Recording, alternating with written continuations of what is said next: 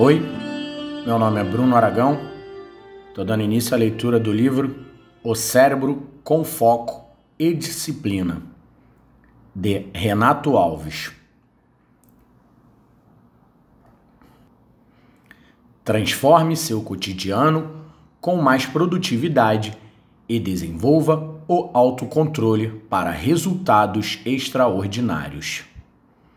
Mantenha sua memória ativa e o seu cérebro sempre jovem. Renato Alves também foi autor dos best-sellers Os 10 Hábitos da Memorização e Faça seu cérebro trabalhar para você. Introdução. Explicar a mente humana não é tarefa fácil. Há séculos, pensadores, cientistas e filósofos tentam encontrar a melhor maneira de defini-la.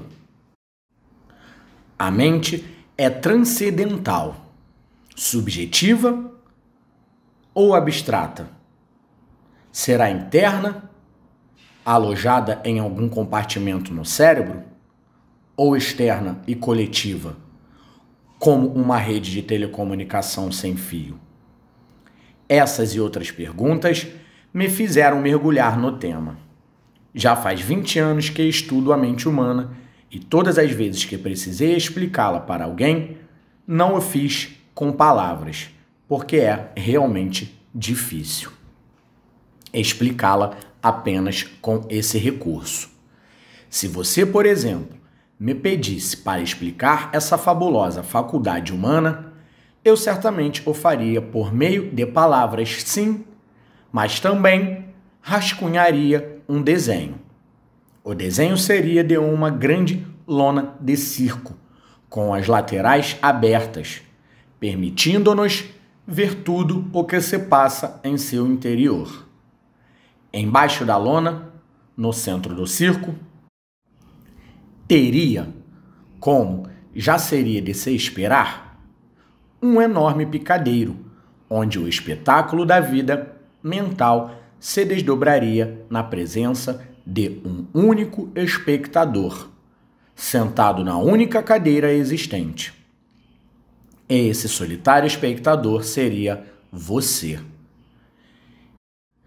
E se eu pudesse falar das atividades que ocorrem dentro desse circo chamado mente, enfatizaria mais as emoções que seriam os artistas do picadeiro.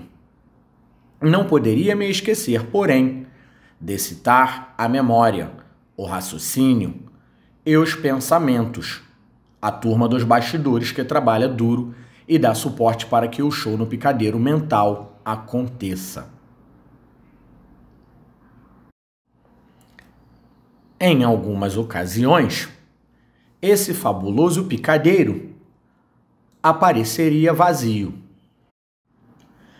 Entretanto, durante a maior parte do tempo, ele estaria ocupado, completamente agitado, como se o apresentador, o trapezista, o malabarista, os palhaços, as feras e os dançarinos entrassem todos ao mesmo tempo, estimulando, assustando, alegrando, confundindo, irritando e cansando o solitário espectador. Um circo. Essa é a melhor maneira de explicar a mente do cidadão contemporâneo. Mente agitada, com pensamentos desconexos, desorganizados e viciosos. A ausência total de foco. Um roteiro mental repetitivo que serve apenas para sugar as energias e tem produzido na vida das pessoas mais decepções do que realizações. Um circo caótico no qual foco, silêncio e criatividade se deram lugar para ansiedade, medo e decepção. E isso não está certo.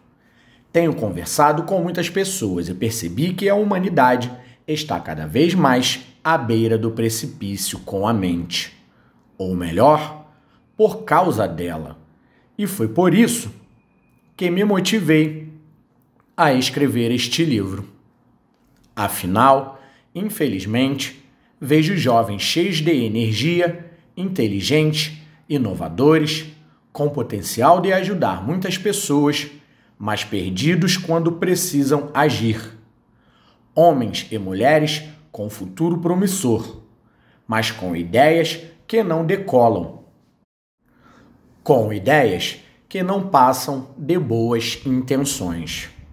Uma geração que perde a cada dia a velha capacidade de verdadeiramente pôr a mão na massa. Que traça muitos projetos, faz muitas reuniões, toma decisões estratégicas, mas não tem força moral de colocar nada em prática, não tem poder de realização. São pessoas com mentes incríveis que são desperdiçadas no processamento de eventos triviais e repetitivos, como checar a todo instante a caixa de mensagem no celular, se o cabelo está desarrumado, se a roupa está amarrotada. São pessoas ansiosas que mendigam a atenção de alguém por meio de uma curtida ou um comentário sobre uma foto recém-publicada na internet. Trata-se de uma desordem interna que se reflete em dias cada vez mais curtos, desordenados, tarefas sempre atrasadas e projetos incríveis que não alçam voos mais altos do que a primeira gaveta de uma escrivaninha. Consegue visualizar essa situação? Hoje, principalmente nos grandes centros, é raro encontrar alguém que viva momentos de paz mental, momentos em que seja possível se concentrar e dirigir a energia e o foco na realização de tarefas de fato importantes.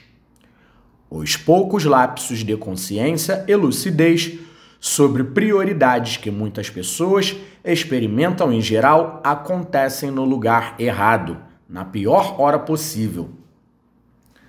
Você já deve ter tido uma ideia fantástica, um insight criativo ou se lembrado de uma providência que deveria ser tomada na mesma hora, mas estava debaixo do chuveiro, dirigindo ou até mesmo durante o ato sexual. Convenhamos, nessas horas, não dá para simplesmente largar tudo, sair correndo e fazer o que deveria ser feito. Nesses momentos, nós nos sentimos totalmente sabotados pela mente. Aliás, não só nessas horas, mas o tempo todo. Quando a mente não nos sabota, dando grandes ideias em momentos e lugares inconvenientes, o restante do tempo, ela é a responsável por um verdadeiro inferno mental dentro de nós. Talvez você já tenha experimentado em algum momento aquilo que denomine inferno mental. São aquelas ocasiões em que a mente produz um volume de pensamento inúteis e desconexos, tão insuportavelmente grande que parece que você vai enlouquecer. São pensamentos em série que oscilam entre bons, ruins, otimistas, pessimistas, sensuais, egoístas, egocêntricos, solícitos, arrogantes, autodepreciativos, autoritários. Alguns são carregados de humor, outros de tristeza. Surge um de simpatia, o seguinte de apatia. Mais adiante, aparecem aqueles que remoem frustrações, preocupações, tristeza, medo. Nesses momentos, a mente parece uma televisão ligada 24 horas ininterruptas que exibe programas de todos os tipos, gêneros e intensidades. Para piorar, quando não tem nenhum pensamento orbitando a cabeça, surge uma música irritante cujo refrão, repetido milhares de vezes, cria e reforça a memória de modo tão surpreendente que você nunca mais a esquece. O fato é que aquilo que parece loucura, hiperatividade, esquizofrenia, dupla personalidade, muitas vezes é, na verdade, falta de autocontrole, uma total incapacidade de gerenciar distrações que só param quando, no final da noite, exausto, você adormece. Para dali a pouco tempo você acordar com o despertador. E todos nós já passamos por isso, não apenas uma vez, mas centenas de vezes. Conheci pessoas que nasceram, viveram e morreram escravas da mente ou por causa dela. Confesso também que por muito tempo eu fui escravo da minha mente. Entretanto, com muito policiamento, conhecimento e técnicas, dia a dia, tenho conseguido me libertar das armadilhas dos pensamentos desconexos. Como todo ser humano, tenho qualidades e muitos defeitos. Sou solícito em algumas situações, mas altamente egoísta em outras. E quem não é? No entanto, com o meu desenvolvimento, muita coisa já mudou. Melhorei muito depois que aprendi a gerenciar minhas distrações. A disciplina e o autocontrole me ensinaram, de modo exemplar, a espiar, conhecer e interagir com a minha mente. Afinal, da mesma maneira que ela pode ser um fardo, ser compreendida pode ser a sua melhor fonte de inspiração, o ambiente da legítima paz mental. Hoje, consigo ver o tempo passar em câmera lenta e essa é uma sensação maravilhosa. Talvez você não tenha se dado conta ainda, mas existe uma batalha invisível que travamos diariamente na tentativa de trazer a mente para o nosso lado. Às vezes, sentimos que poderíamos ter feito melhor aquele trabalho, ter nos dedicado mais aos nossos semelhantes ou ter feito a coisa certa para não perdermos uma oportunidade. Se a mente é um picadeiro, somos nós que devemos dirigir o espetáculo. Por isso, durante muito tempo, resolvi me dedicar ao estudo da mente, a fim de aproveitar ao máximo os benefícios desse conhecimento. E agora compartilho minhas descobertas com você. Conhecer a mente será seu grande trunfo. Se deseja aumentar sua capacidade de foco e brilhar nos palcos da vida, esta é a aventura que proponho com este livro.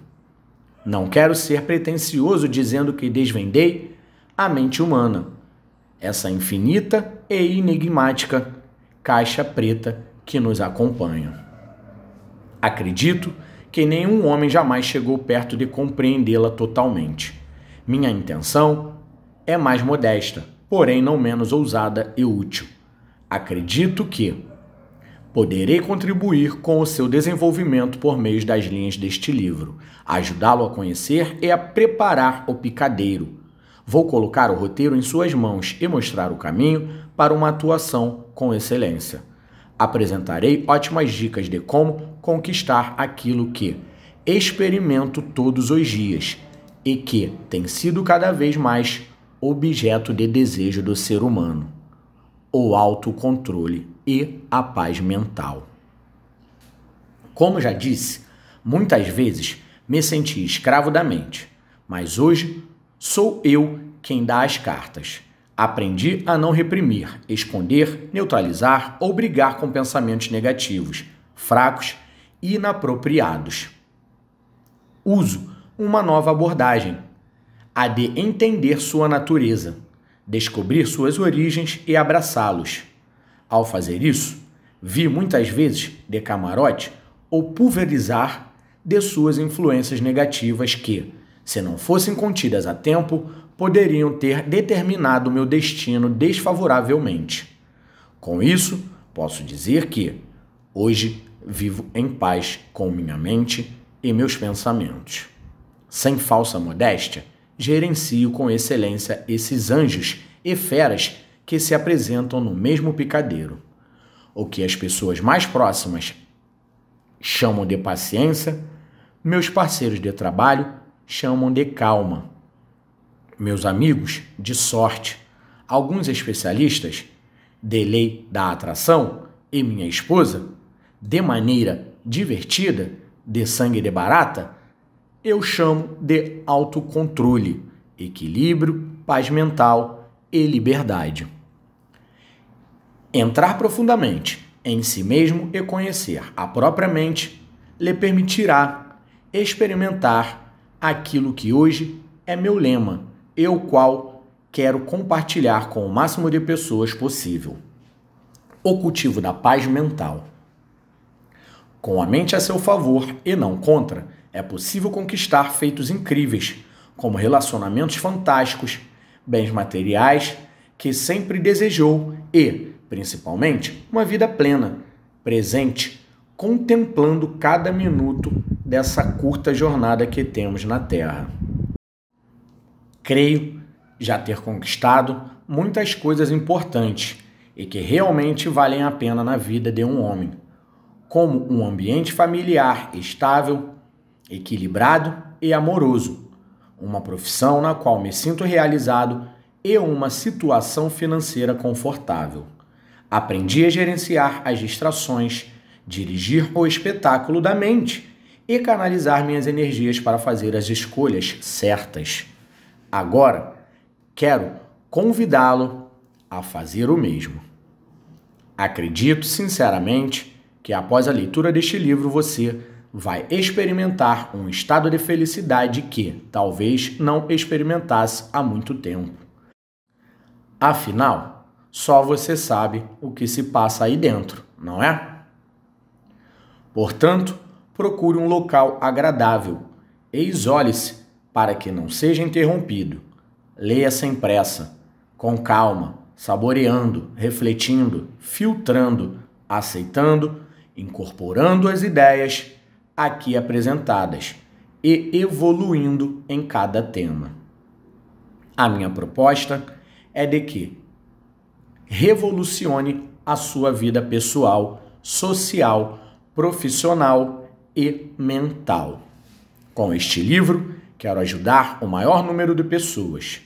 Assim, ficarei honrado em receber um e-mail contando-me suas impressões e suas experiências com os ensinamentos apresentados aqui.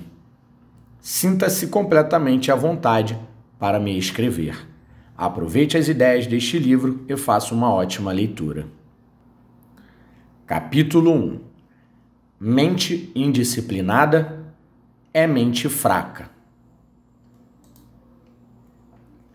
Parece mentira, mas aconteceu e poderia ter sido com você. Um passageiro está aguardando a chegada do ônibus no ponto, como faz todos os dias. De vez em quando, ele vai até ao limite da calçada verificar se o transporte se aproxima.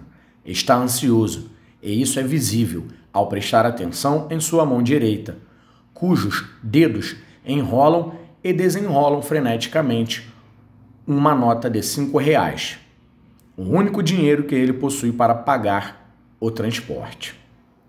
Passado algum tempo, ele avista o ônibus se aproximando. Quando o veículo finalmente para e abre a porta, acaba a ansiedade. O passageiro amassa o dinheiro que está em sua mão, joga-o na sarjeta e entra no ônibus que imediatamente parte. Ao chegar à catraca, o susto. Ele havia amassado e jogado fora o único dinheiro que possuía para pagar o ônibus. Constrangido, ele explica sua história para o cobrador que, com benevolência, responde: "Eu acredito em você. Eu o vi jogando o dinheiro no chão." À noite, em sua residência, uma mulher retira os alimentos da geladeira e monta seu prato para o jantar. Depois que tudo está pronto, ela segue até o micro-ondas, abre a porta, fecha a porta, programa o timer para 2 minutos e liga. Durante os 2 longos minutos, ela fica olhando para o micro-ondas e aguarda, com a cabeça nas nuvens e o prato gelado nas mãos. Sentado no sofá da sala, concentrado e assistindo a seu programa de televisão favorito, o marido pede um favor à esposa. Amor, poderia ir até a cozinha e pegar o meu remédio? E um copo d'água, por favor? A esposa solícita levanta-se, vai até a cozinha, enche um copo de água, pega o comprimido, coloca-o na boca, bebe a água e engole o remédio que o marido deveria tomar. Uma mãe, apressada, dirige rumo à escola onde deixará o filho de 10 anos. O trânsito está tumultuado, congestionado, mas flui. Logo à frente, há um semáforo no amarelo. Ela acelera. O semáforo fica vermelho. Ela freia, mas não se dá por vencida. A mãe pega o controle remoto do portão de casa, aponta-o para o semáforo e tenta abri-lo a todo custo.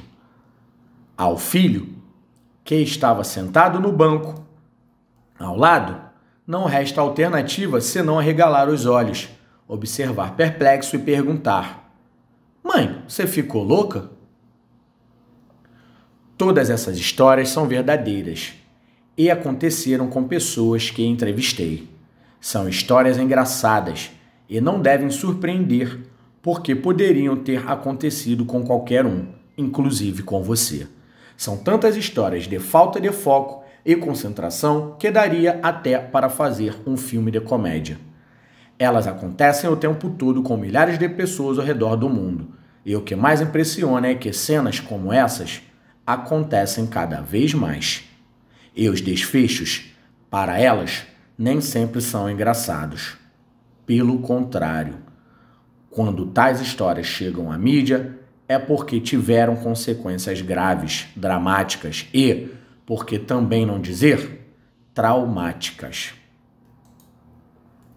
Você já deve ter ouvido histórias trágicas de pessoas que esquecem o bebê dentro do carro sob um sol escaldante, de profissionais que perderam parte dos dedos, braços ou pernas por distrações no trabalho, ou até mesmo de empresas que foram à ruína por culpa de funcionários desconcentrados e esquecidos.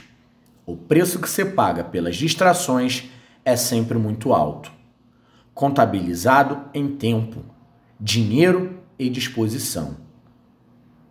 Para que você tenha a ideia dos impactos causados pelas distrações em 2005, a American Psychiatric Association, APA, apresentou uma pesquisa comprovando que apenas nos Estados Unidos são gastos cerca de 77 bilhões de dólares todos os anos com prejuízos causados por distrações e esquecimentos no trabalho. Imagine, então, se somarmos isso com as ocorrências de todos os países. É quase inacreditável. E, por mais que a humanidade desenvolva soluções eletrônicas, tudo indica que esse número vai piorar. Afinal de contas, quanto mais utilizamos soluções eletrônicas, menos usamos nosso sistema natural. E quanto menos estimulamos nosso cérebro, mais preguiçosos e esquecidos nos tornamos. Assim, embora vivamos na era da alta tecnologia, as pessoas apresentam quadros cada vez mais sérios de falta de foco, distração, esquecimento e descontrole emocional. Pensar demais é um problema? O cérebro humano é um computador biológico composto por células, com uma memória cuja capacidade de armazenamento é ainda desconhecida. Suspeita-se de que essa capacidade seja ilimitada, mas ainda não dispomos de instrumentos ou modelos matemáticos capazes de medi-la com precisão. Neurocientistas especializados em computação tentam estimar a capacidade de armazenamento da memória humana com base em padrões de conexões neurais. Porém, o problema é que eles ainda não conseguem responder com exatidão a perguntas básicas. Os neurônios realmente guardam as informações na memória humana? Onde ficam gravadas as informações que enviamos para a memória? Abra um cérebro e procure onde ficam gravados o nome, o endereço, os números da identidade ou a preferência por filmes de ação de uma pessoa. Ficam nos neurônios? Nas sinapses? No DNA? Por enquanto, não há respostas para esses enigmas. A mente comanda a memória e o cérebro. O cérebro é um processador potente que trabalha de modo paralelo e distribuído, ou seja, é capaz de realizar várias tarefas ao mesmo tempo. Por exemplo, pense em um motociclista.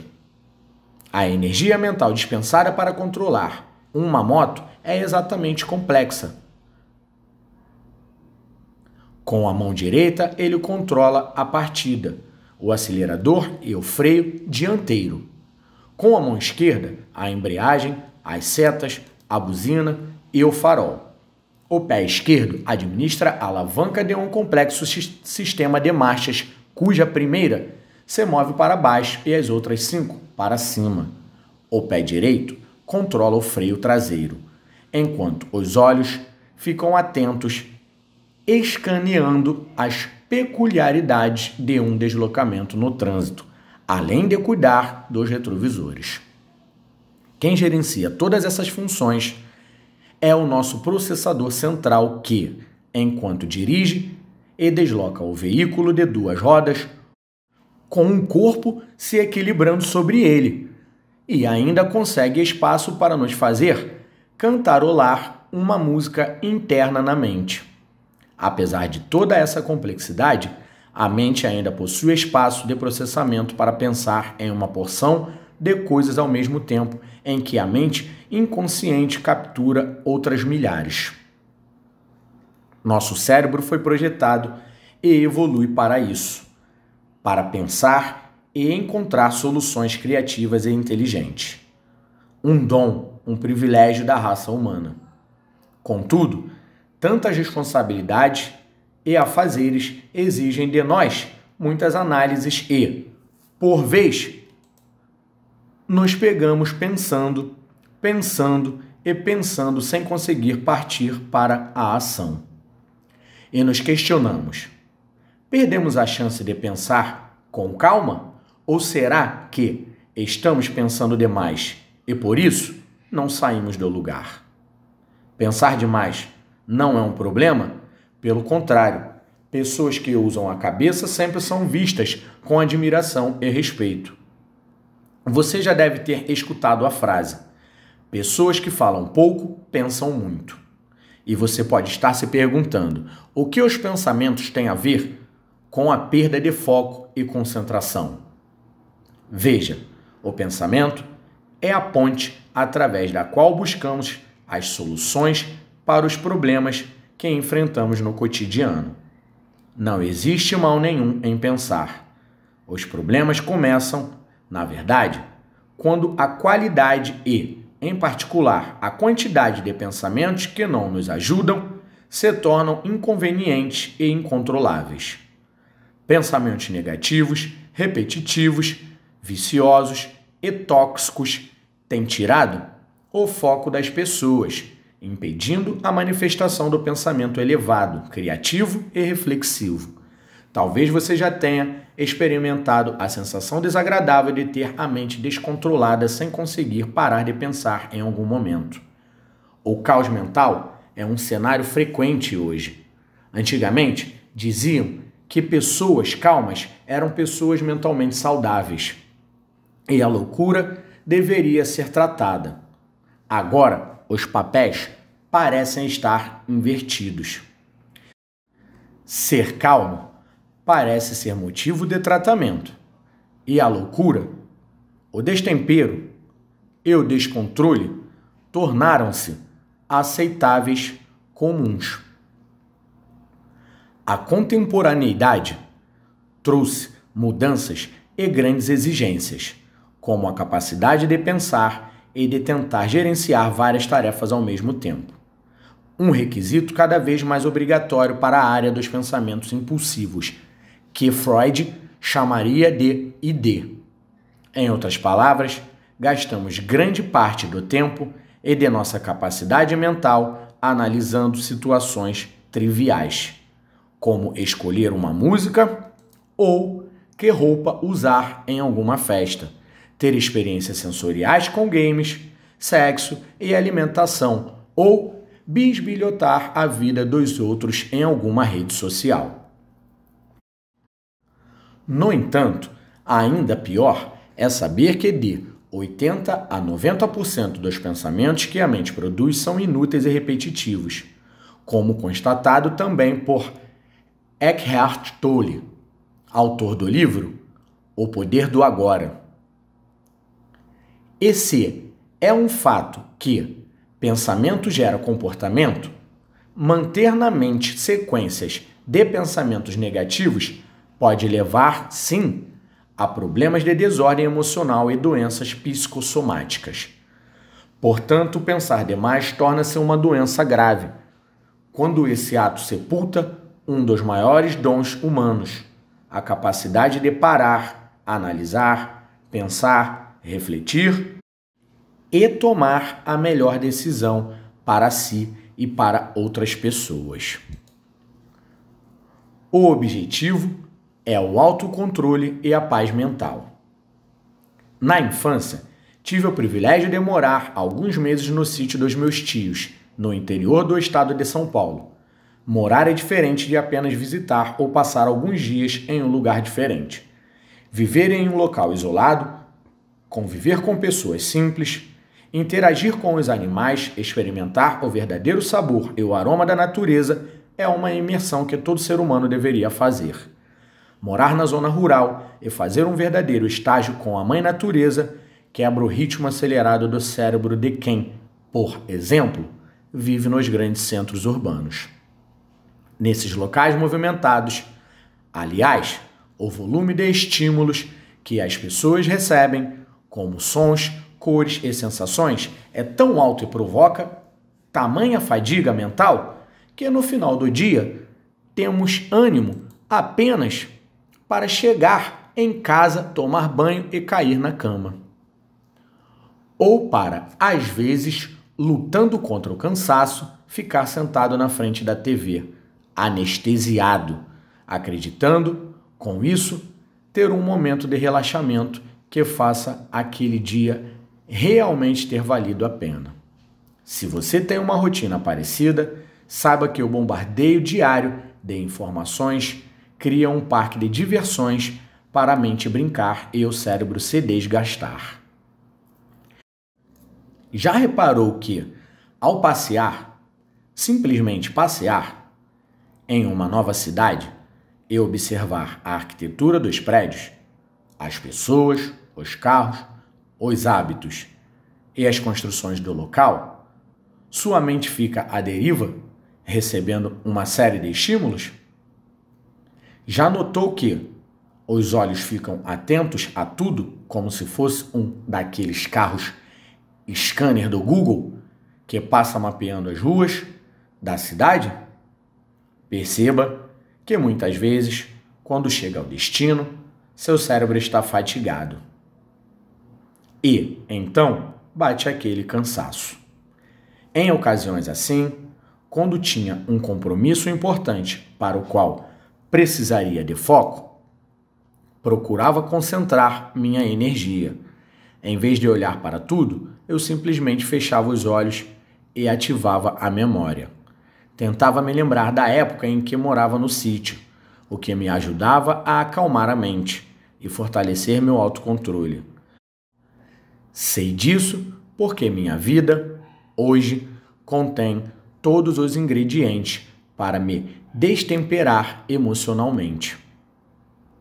Passo a maior parte do tempo viajando para os grandes centros urbanos, onde pego táxis, visito empresas, conheço pessoas, faço reuniões de trabalho, ministro palestras, dou entrevistas, durmo pouco e logo tenho de me levantar para viajar para outro lugar. São semanas seguidas nesse ritmo frenético. E quando finalmente me encontro na solidão de um hotel, lembro-me de que, a quilômetros dali, existem família, esposa e filho, solicitando um pouco mais da minha presença. Sim, o ambiente em que vivo é altamente estimulante e exige muito controle.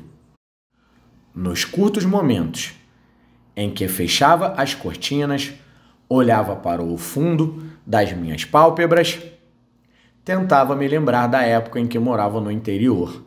Esse fluxo de pensamento me mantia calmo. Notava nascer em mim uma tranquilidade interna, um fenômeno que passei a chamar de autocontrole. Não pense que, para se sentir assim, ter consciência de estar no presente e viver alguns momentos de paz é necessário mudar de cidade. Você pode viver em um grande centro urbano. Pode manter-se conectado com seus aparelhos eletrônicos, continuar recebendo seus torpedos e e-mails e telefonemas, mas descobrirá que, mesmo em meio ao caos informacional, é possível acalmar o ID e aumentar a influência do eu em sua vida. A presença do eu, isto é, da sua mente líder e consciente, produz momentos de paz mental ou paz de espírito, um estado totalmente acessível. Eu aprendi como acessá-lo, ampliar minha capacidade de foco e, com ela, meu poder de realização. Agora é a sua vez de também vivê-lo. Você controla a mente ou ela quem faz a festa dentro de você? Em seu livro Aprendendo a Silenciar a Mente, Sextante, de 2008, Osho, um dos mais influentes pensadores contemporâneos, compartilha uma de suas melhores e mais inspiradoras meditações. Ele afirma que toda criança nasce inteligente e a maioria das pessoas morre burra. Uma afirmação como essa pode receber diversas interpretações. Entretanto, a mais apropriada é dizer que o ser humano que vive com a mente repleta de pensamentos desconexos e distraídos é extremamente fraco em poder de realização. Muitas pessoas não são mais capazes de aproveitar a vida em seus melhores detalhes. Um adulto consegue sair de férias, viajar milhares de quilômetros para um lugar paradisíaco, deitar-se numa espreguiçadeira diante de um cenário dos sonhos e, mesmo assim, levar na mente uma bagagem de problemas, preocupações e frustrações que sequestram sua atenção do presente e a transporta para algum lugar no futuro ou nos remorsos do passado. Esse adulto não é capaz de sentir a temperatura agradável da água do mar quando esta encosta-lhe na perna. Não é capaz de se envolver na magia do local. Ao contrário, ele pode manter o mesmo nível de estresse e irritação que vivia no trabalho. Já uma criança, no mesmo ambiente, provavelmente funcionaria de modo diferente. Ela passaria grande parte do tempo mental focada no presente. Ela contemplaria cada experiência, sem se preocupar com o que viria depois. O futuro não importaria.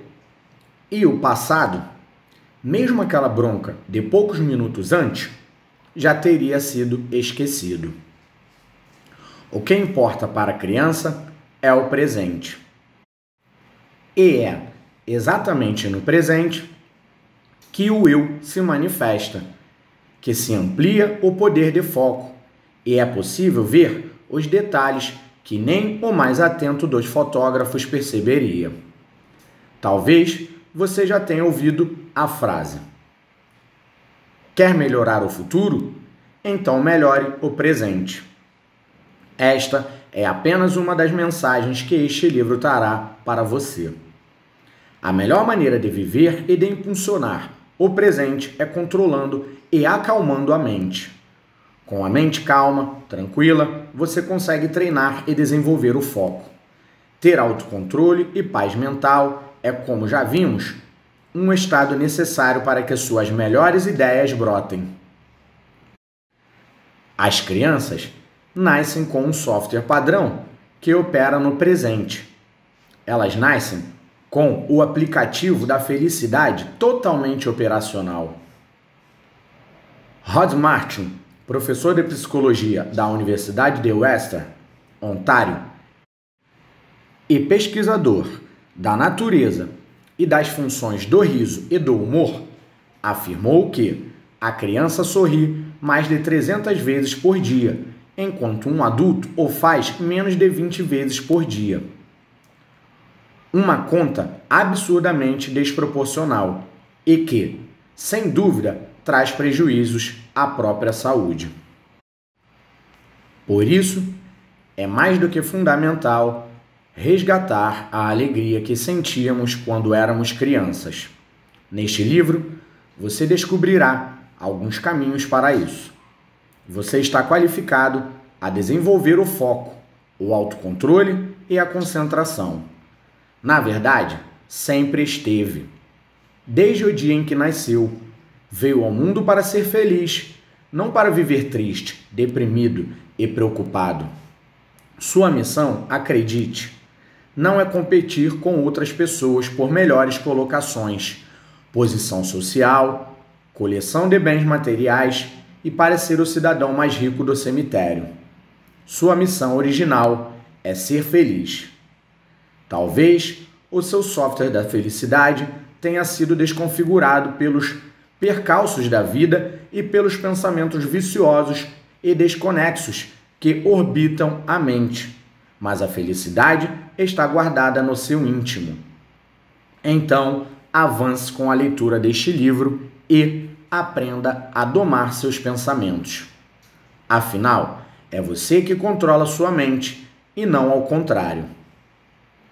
Observe, conheça e domine seus pensamentos antes que eles acabem com você. Acredite, eles têm poder para isso. Capítulo 2. Especialistas em distrações. Paz exterior, guerra interior. Sidney Ferrer é um amigo de longa data, publicitário competente, motivador de equipes, consultor empresarial.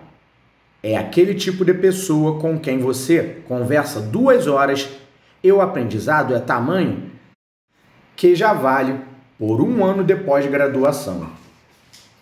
Eu tive o privilégio de passar não 2 horas, mas centenas delas ao lado desse ser humano espetacular. Durante as centenas de conversas palestra que proferia, ele gostava de dizer: as pessoas hoje vivem como se estivessem em uma espécie de transe, uma anestesia cerebral.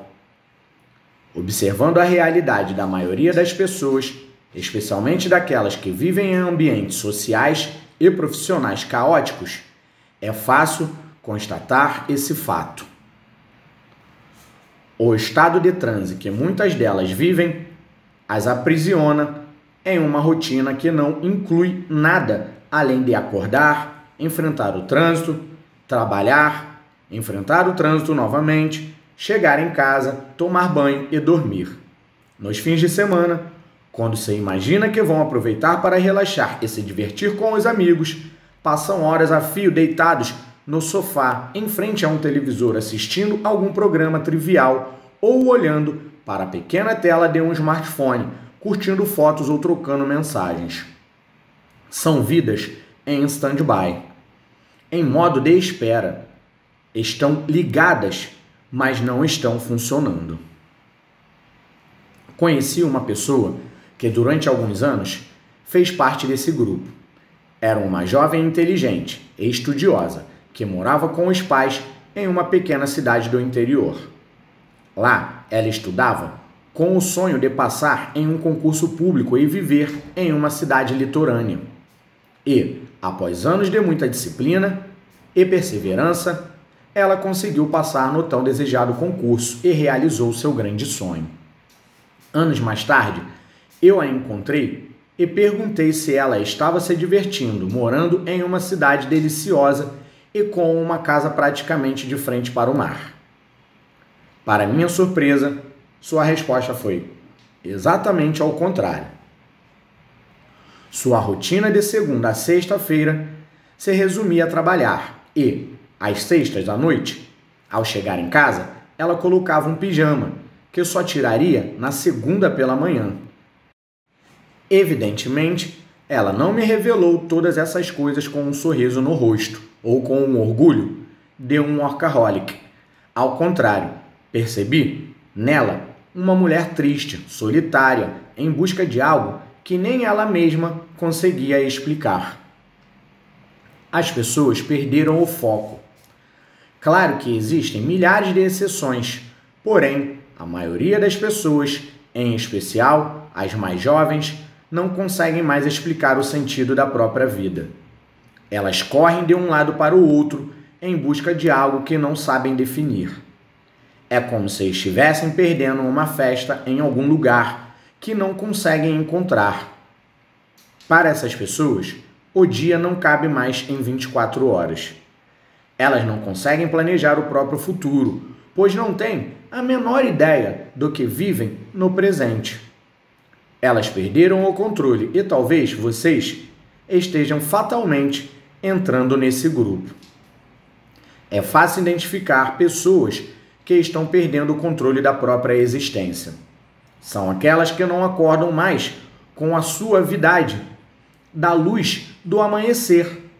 Não ficam felizes com o cantar dos pássaros ou os diversos sons da natureza.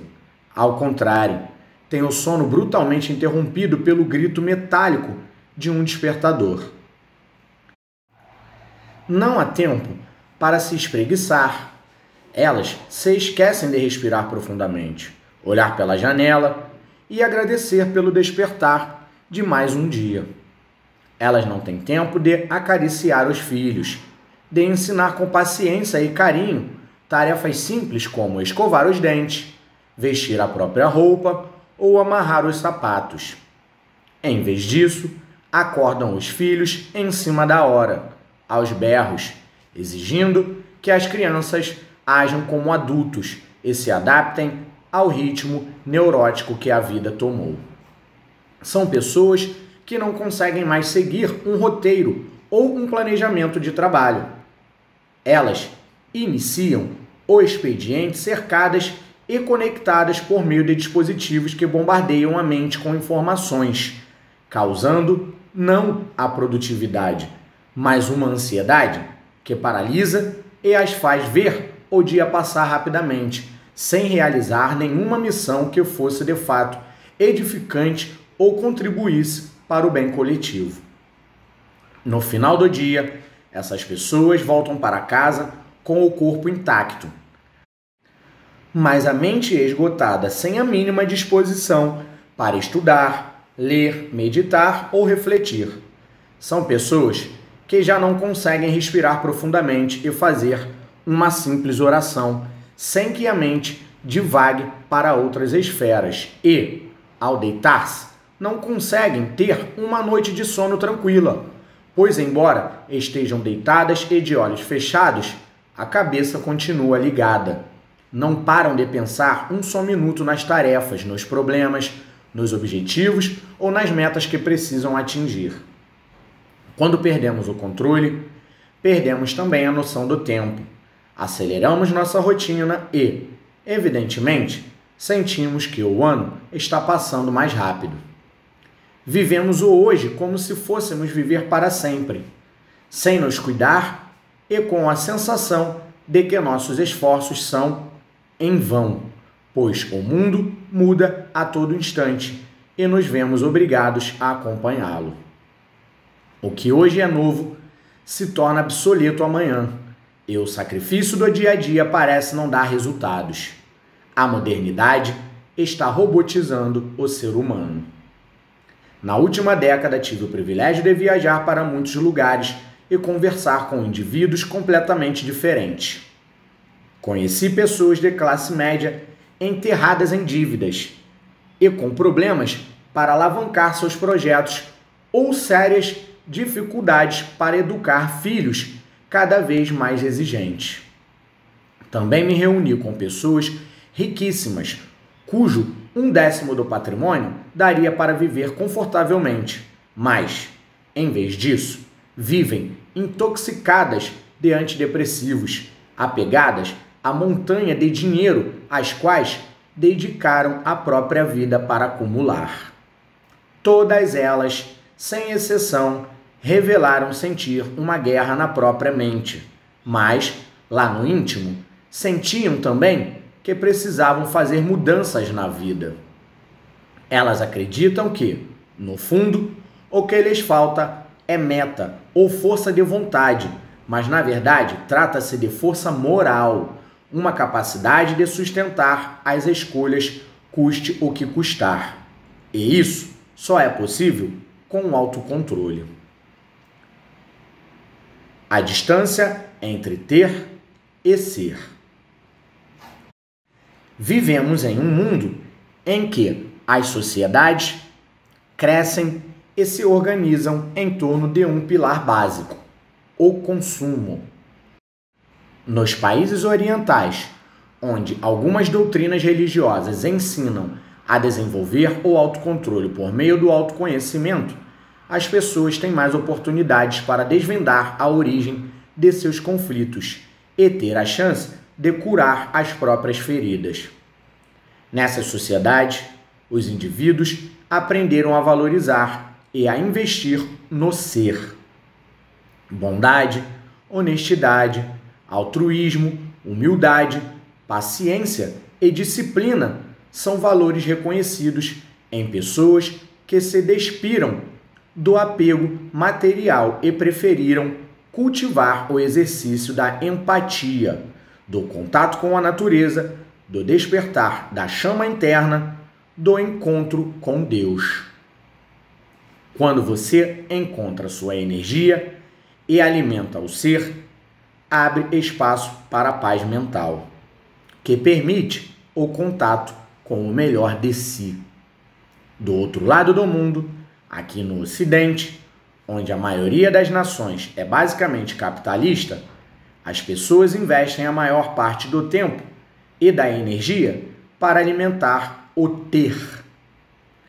Nessas sociedades, adotamos a crença de que é valorizado quem tem a melhor casa, o melhor carro, as melhores roupas e status social para ostentar.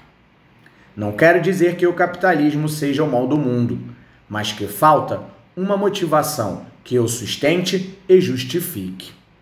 Comprar uma casa confortável, possuir um carro seguro, vestir-se adequadamente, ter algum conforto e até mesmo pequenas regalias são direitos de todo cidadão trabalhador. A confusão interna começa quando buscamos o reconhecimento social por aquilo que temos. Entenda, quando seu estado de felicidade se manifesta pelo elogio que recebeu sobre algo que possui, então pode estar nascendo uma perigosa armadilha. A questão é que o elogio tem o poder de alterar a química do cérebro e potencializar ainda mais a sensação de bem-estar. É como uma injeção de nitroglicerina no motor do prazer. Então, o estado de felicidade se associa ao alvo do elogio, que pode ser sua casa, seu carro, suas roupas, por exemplo. É aí que nasce a escravidão, pois, sempre que estiver infeliz, desejará alimentar a experiência do prazer, do reconhecimento social. E para ter mais prazer, terá de investir em novas aquisições. Ficará endividado, terá de trabalhar mais, perderá noites de sono. Se preciso, venderá a alma ao diabo para manter a nova química do cérebro e revelará, quem sabe, comportamentos estranhos, exóticos, que nem mesmo conhecia em si mesmo. Em meados de 2014, correu o mundo a notícia de que a coleção de sapatos da ex-primeira-dama das Filipinas, Imelda Marcos, estava sendo atacada por cupins. A nota chamou atenção, não pelo gosto dos cupins em roer sapatos de gente rica, mas pela quantidade de sapatos que Imelda acumulava. Mais de 3.000 pares. A quantidade era tão grande que, se todos fossem enfileirados, daria para percorrer mais de 1 quilômetro de sapatos e, se ela usasse um par diferente a cada dia, ficaria cerca de 8 anos seguidos sem repetir sapatos. Além de Imelda, a consagrada atriz brasileira Susana Vieira declarou para uma emissora de televisão que possuía mais de 300 pares de sapatos. Isso representa 10% dos sapatos de Imelda, mas mesmo assim uma grande quantidade. Entretanto, em ambos os casos, o acúmulo não pode ser caracterizado como um transtorno obsessivo-compulsivo, especialmente se existir uma motivação consciente para isso. No entanto, se o motivo de tamanha aquisição for, no fundo, uma maneira de curar uma mágoa, minimizar uma ansiedade ou afastar um estado de tristeza pelo reconhecimento recebido por outrem, então aqui temos um ponto de fuga, temos um problema. Por exemplo, conheci uma senhora que revelou ter comprado um carro 0 km cujas prestações estavam bem acima de seu poder aquisitivo. Ela o havia comprado porque o vendedor lhe disse que era muito bonita e merecia um carro como aquele. Ela tinha perdido o marido havia alguns anos e desde então não tinha se relacionado com mais ninguém. Então, aquele elogio lhe proporcionou uma experiência rápida e agradável e a fez tomar uma decisão de compra que lhe custaria anos de trabalho duro para saldar. Talvez você esteja pensando: eu tenho as minhas coisas porque quero e não porque alguém fez um elogio que me forçou a comprá-las.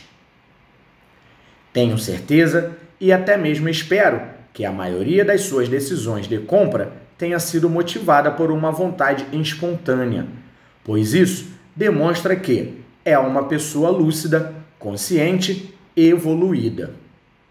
Quando, porém, a necessidade de ter algo surge do desejo profundo de ser reconhecido, o que temos é uma falsa sensação de felicidade.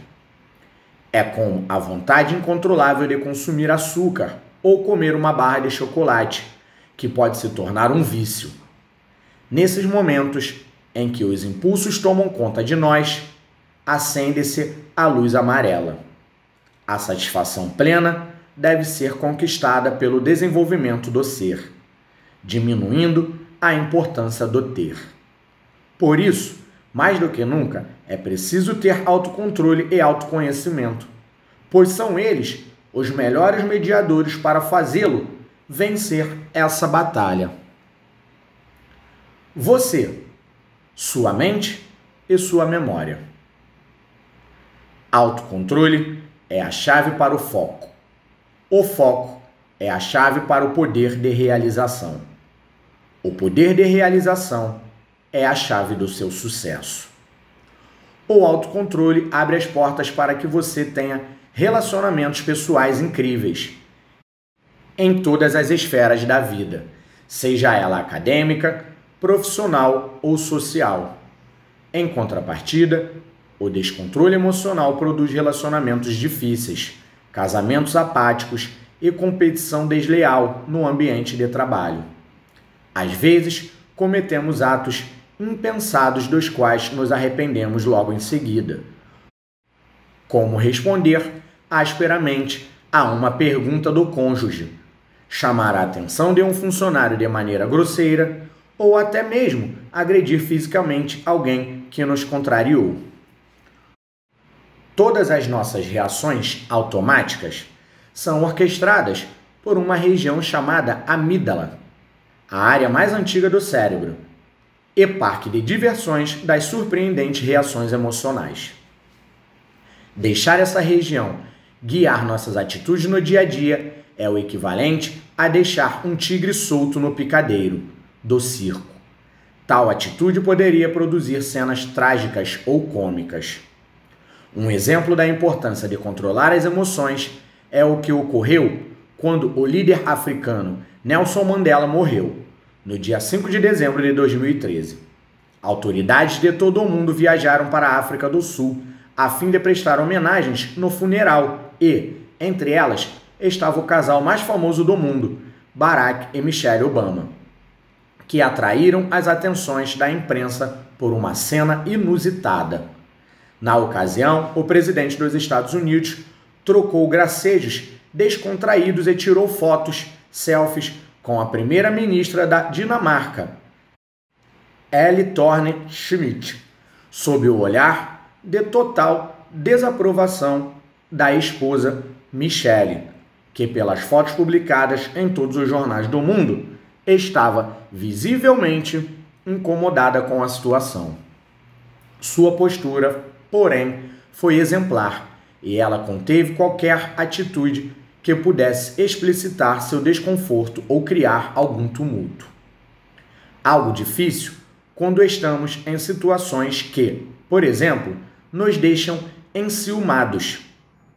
Ainda sobre relacionamentos, muitas mulheres, em especial as mais ciumentas, gostam de se reunir e reclamar do parceiro, apontando a falta de atenção como fonte de brigas e frustrações.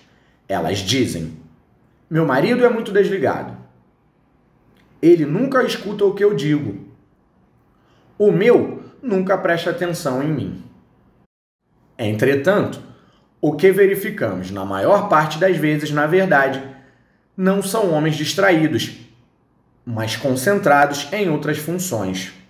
No futebol, no carro, na conversa com o amigo, enfim, em tudo, menos na companheira. Agora outro exemplo. Na escola, a professora o chama para uma conversa particular, afirmando que está preocupada com seu filho. Ela diz que o garoto não presta atenção na aula, que é um pouco avoado e desenha o tempo todo. A professora até o elogia, dizendo que ele tem talento para o desenho, mas alerta que pode estar sofrendo de déficit de atenção e sugere levá-lo a um especialista. No entanto, antes de tomar uma providência, analise. Será mesmo que seu filho sofre de déficit de atenção? Será mesmo necessário submetê-lo a tratamento com psicoterapeutas, psicólogos, fonoaudiólogos, pedagogos, médicos e medicamentos? Ou será que você não teria também o direito de perguntar à professora se ela é realmente capaz de atrair a atenção em uma sala de aula? A sala de aula é o local de interação entre professor e aluno. Nela, por um grande período, o aluno é o sujeito passivo e cabe ao professor o papel de líder. Desse modo, quando um aluno se senta em uma cadeira dentro de uma sala de aula, ele envia, mesmo que inconscientemente, a seguinte mensagem: estou aqui, professor. Vim de casa até aqui. Envolva-me, seduza-me, leve-me pelo caminho do conhecimento, expanda meus horizontes, amplia minha inteligência, motive-me a prestar atenção em você. Entretanto, se o professor não tem habilidade retórica e didática que permita reter a atenção dos alunos na sala de aula, em outras palavras, se não consegue fazer com que uma classe se concentre, será natural que esses alunos se dediquem a outros afazeres e não simplesmente se distraiam, como se diz por aí. A verdade é que, Nos concentramos em alguma coisa a maior parte do tempo. Às vezes, não nos concentramos no que de fato merece nossa legítima atenção. Porém, estamos o tempo todo focados em algo. Atenção é uma função básica do cérebro humano. Todo ser humano, mentalmente, e estou falando da maioria, tem o estado de atenção saudável e funcional. Por isso, o que nos impede de prestar atenção naquilo que realmente importa é a falta de controle sobre os impulsos e os estímulos que recebemos constantemente, somada à incapacidade de gerenciar a influência dos pensamentos. Somos bombardeados ininterruptamente por estímulos vindos de todos os lados e de todos os dispositivos. Nosso sistema de atenção seleciona a que devemos prestar atenção com base em nossas regras de conduta, nossas crenças e nossos valores. Por exemplo, se você estaciona o carro em uma rua deserta e escura à noite, certamente vai focar a atenção na vizinhança e nas portas do carro, checando se todas foram bem fechadas. Talvez nesse momento a pessoa que está com você tenha lhe dito algo importante a respeito do evento de que vão participar, mas, como sua atenção estava completamente voltada para o carro, dificilmente conseguirá se lembrar do que foi dito. E essa falha de comunicação poderia gerar um grande problema. Por isso, é fundamental que tenhamos autocontrole. O autocontrole é a chave de acesso para um mundo mental fantástico, no qual as pessoas são mais calmas, disciplinadas, gerenciam as emoções e os pensamentos. Um mundo em que as pessoas aparentemente comuns conseguem resistir com facilidade a tentações e vícios e apresentam um potencial de realização extraordinário. Quando apresento aos meus alunos o conceito de autocontrole pela primeira vez, em geral, eles o associam ao antigo método de respirar fundo e contar até 10.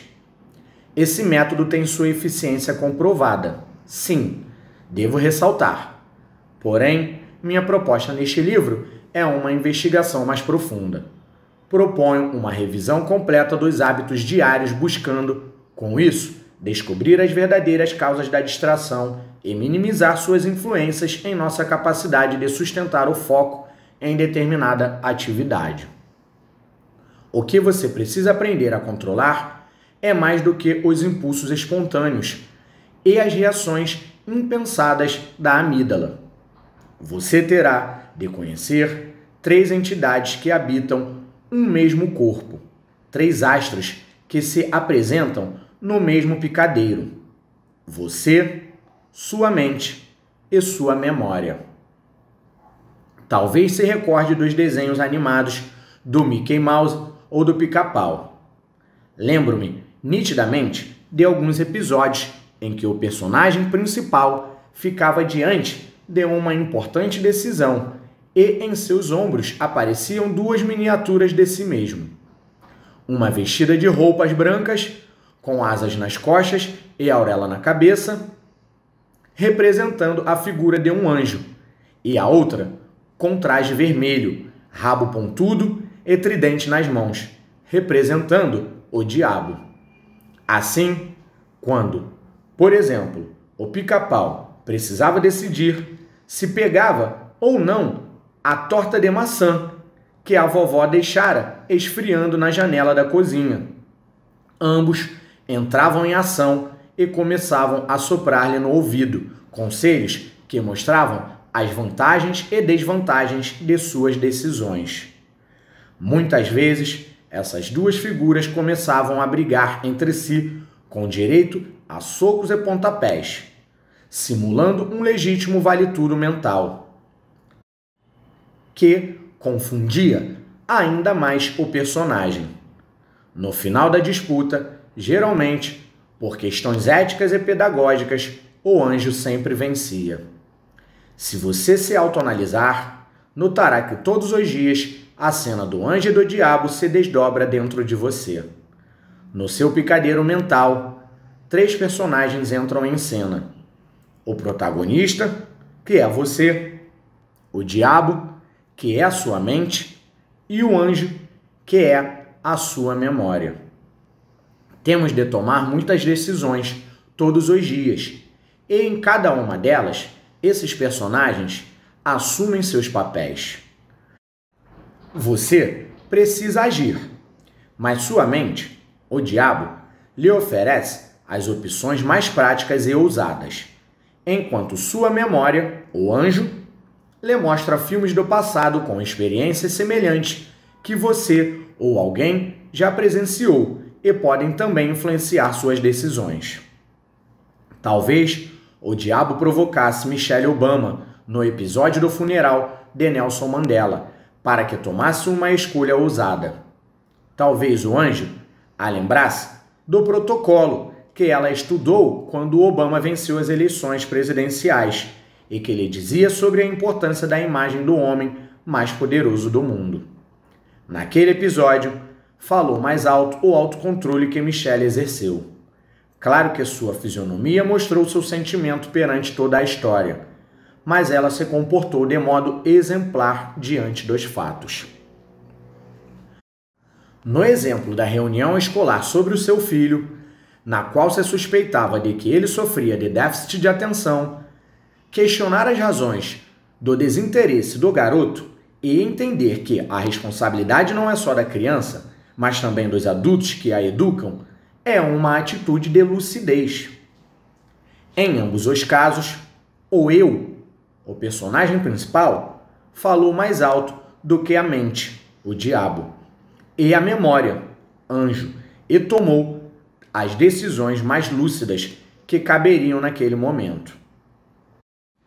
Entretanto, quando não se conhece o próprio potencial de controle dos impulsos da mente e da prisão da memória, tem-se uma vida de encrencas ou limitações, buscando soluções para os dilemas e criando mais problemas e mais distrações, com risco, assim, de encontrar o que denomino de especialistas em distrações, como veremos a seguir.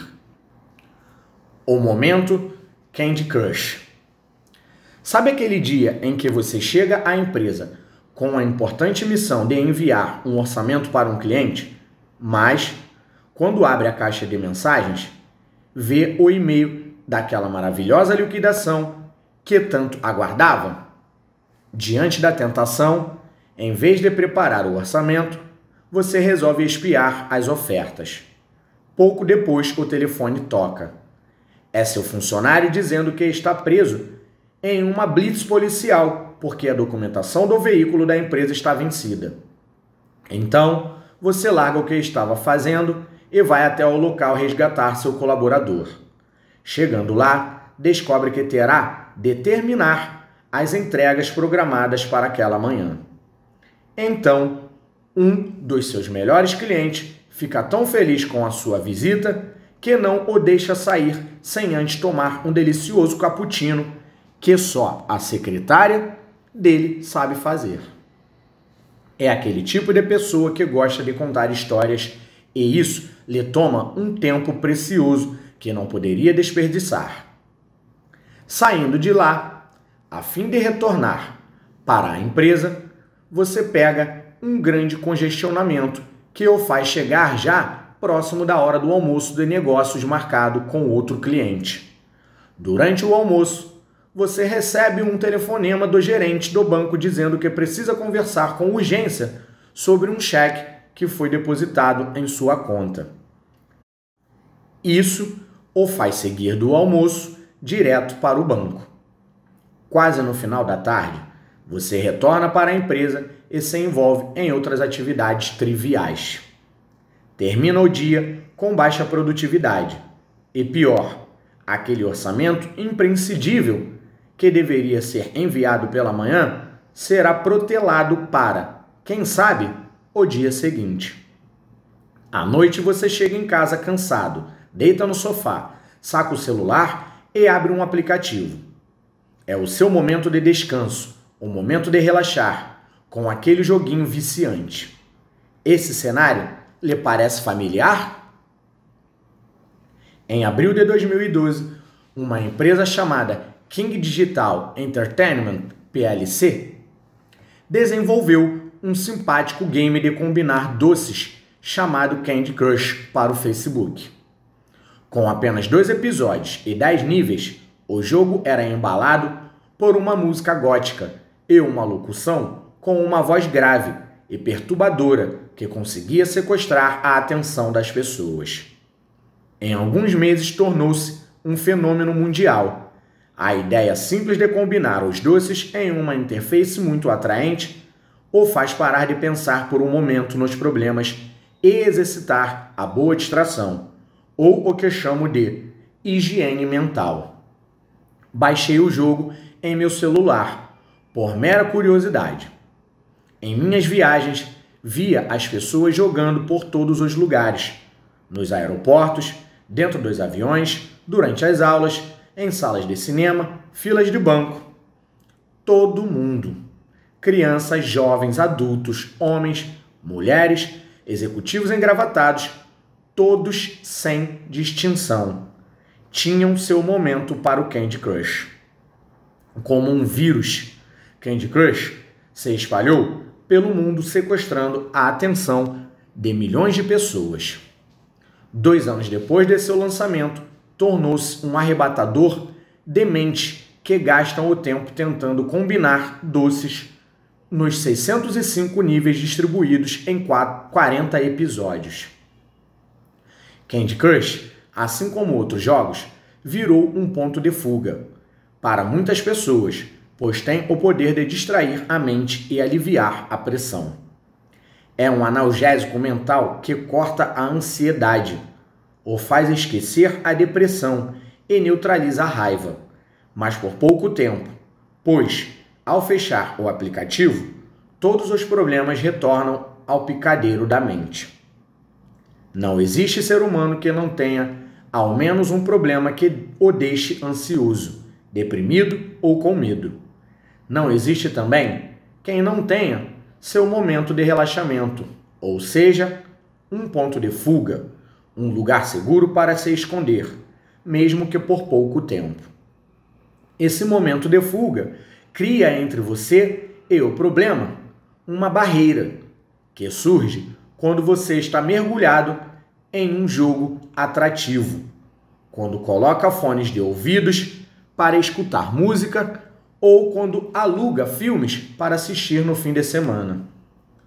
O problema é que hoje ficou muito fácil fugir dos problemas. Jogar, assistir televisão, ir a um barzinho, navegar nas redes sociais, comer doces. Tudo isso alivia a tensão e cria essa névoa temporária. Mas o problema real permanece e, no fundo, todos reconhecem isso. Talvez seja o filme que você protagoniza todos os dias. Já parou para pensar sobre como você foge dos seus problemas? Em 1619, as pessoas também tinham problemas, mas não tinham muitas opções de entretenimento a fim de fugir deles. Assim, passavam o tempo pensando em soluções para seus conflitos. Faziam uma higiene mental construtiva. René Descartes, por exemplo, filósofo, físico e matemático francês, foi convocado para a guerra e enviado para o campo de batalha. Ele estava em apuros. Tinha um sério problema. Seu momento de relaxar era usar o melhor aplicativo disponível na época para pensar: o cérebro. Pensar sobre a situação que vivia, a condição humana. De tanto pensar em soluções para as dúvidas da própria alma, na noite de 11 de novembro de 1619, ele sonhou com um método quase matemático para aplicar a constituição do pensamento. Na manhã seguinte, na monótona trincheira do campo de batalha em que ele servia, Descartes começou a escrever O Discurso do Método, um dos livros mais influentes da filosofia. Vale ressaltar, nessa época, Descartes tinha apenas 23 anos. Quando sua vida se resume a apagar incêndios o tempo todo, ou seja, uma luta diária para pagar as contas, um ritual que se resume em acordar, comer, trabalhar, dormir, significa que você está perdendo o sentido da vida. Em outras palavras, quando seu sistema atencional está impregnado de opções de entretenimento e sua mente não consegue mais selecionar aquilo que realmente é importante, perdendo-se em momentos, ora de lucidez, ora de pensamentos desconexos, você começa a reforçar hábitos perigosos. O principal deles é fugir todas as vezes que vê diante de um problema e não consegue controlar o foco a fim de encontrar soluções. Veja este exemplo. É amanhã. Você se senta diante do computador decidido. Dessa vez, vai escrever seu trabalho de conclusão de curso TCC. Custe o que custar. Faz 6 meses que concluiu a pós-graduação e ainda não terminou o último trabalho. Foram 2 anos de sábados inteiros dedicados ao curso e um investimento financeiro alto. Além disso, o diploma com certeza o ajudará a conseguir uma promoção no emprego. Mas, para isso, tem de concluir o TCC. Então, você liga o computador, abre o editor de textos e olha para a implacável página em branco. Respira fundo e digita suas primeiras letras no cabeçalho da página. Trabalho de conclusão de curso. Você mexe os dedos continuamente, como se fosse um pianista. Suas pernas balançam como se quisessem levá-lo para bem longe dali.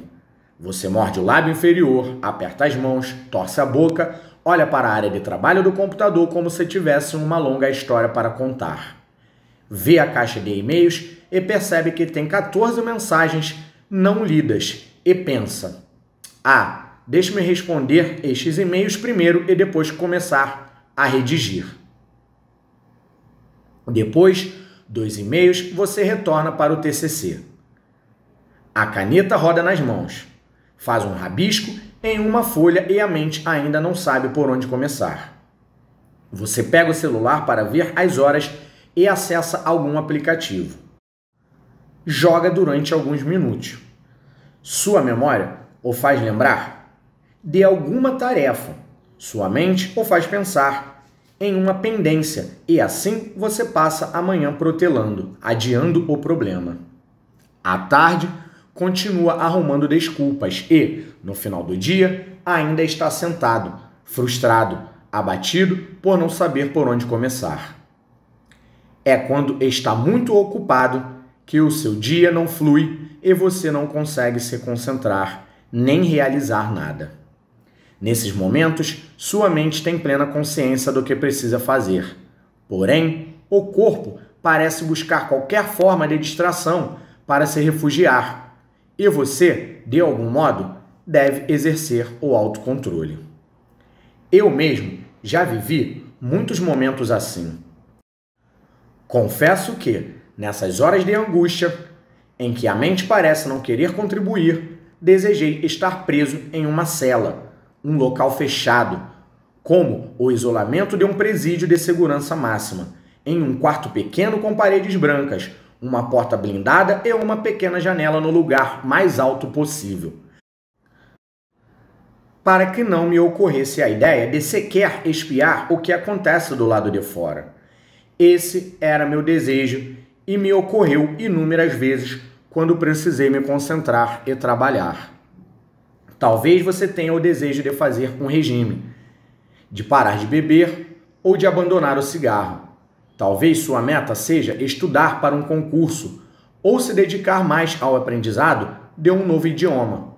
O fato é que, sem disciplina e dedicação, os bons projetos não decolam. Sua mente pode ser uma fonte de problemas, mas também pode ser uma usina de força se você souber colocá-la à sua disposição. Por isso, exercitar o autocontrole é fundamental.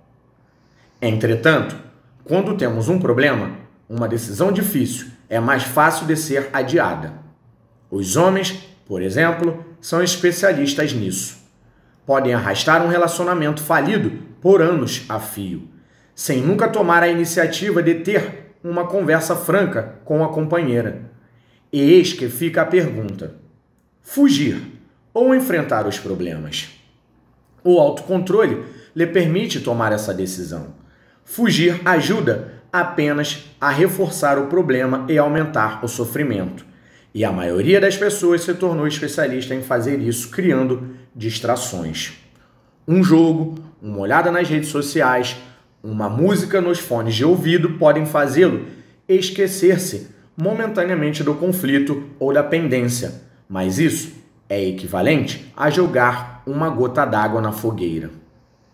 Às vezes, é mais fácil ter força moral para enfrentar problemas e acabar de vez com o sofrimento antes de vê-lo se transformar em algo maior. Muitas crises podem ser resolvidas com um pedido de desculpas.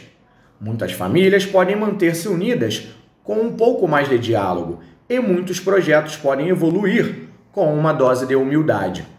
O autocontrole facilita o exercício de empatia, que, por sua vez, nos permite tomar decisões mais lúcidas e acertadas.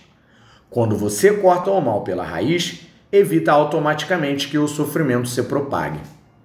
Sem sofrimento, você consegue manter o foco no que é importante de fato e ganha, assim, mais poder de realização.